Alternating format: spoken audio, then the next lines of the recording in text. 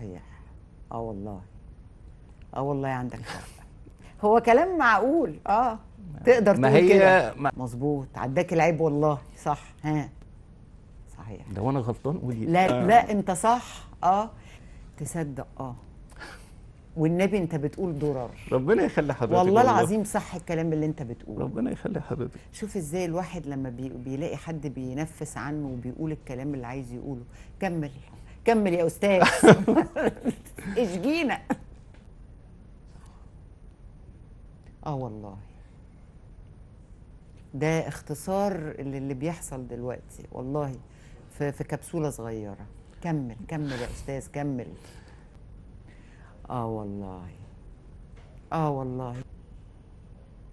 طب الومك ازاي على الكلام ده؟ ما اقدرش. انا بتلكك لك، خلي بالك. طيب. يعني انا عايزه الاقي نكمل غلطه بقى. طب اقف لك عليها. انت كل كلامك بتقوله صح. لا عيد لي دي تاني. تمام. عيد لي دي تاني لو سمحت. قول. هو كلامه عدى العيب فيه. حلوه دي. يا سلام. صحيح. نرجع للواقع الأليم. اتفضل حضرتك.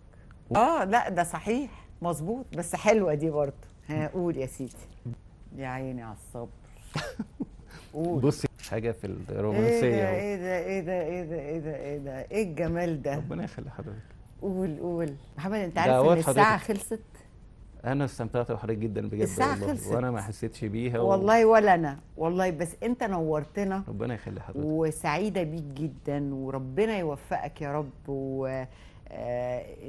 الحلقة الجاية اللي نعملها معاك تكون بقى بأخبار تانية حلوة، بحاجة جديدة انت عملتها، بإنجاز كبير عملته في حياتك الفنية إن شاء الله. إن شاء الله. بشكرك يا محمد. أنا بشكر حضرتك واستمتعت بحضرتك وما حسيتش فعلا بالوقت خالص. ربنا يخليك يا محمد. ولا أنا بشكرك جدا جدا ونورتنا. درس هندسة، فإذ بيه أفوجئ إنه شاعر جميل جدا، الرسام هايل.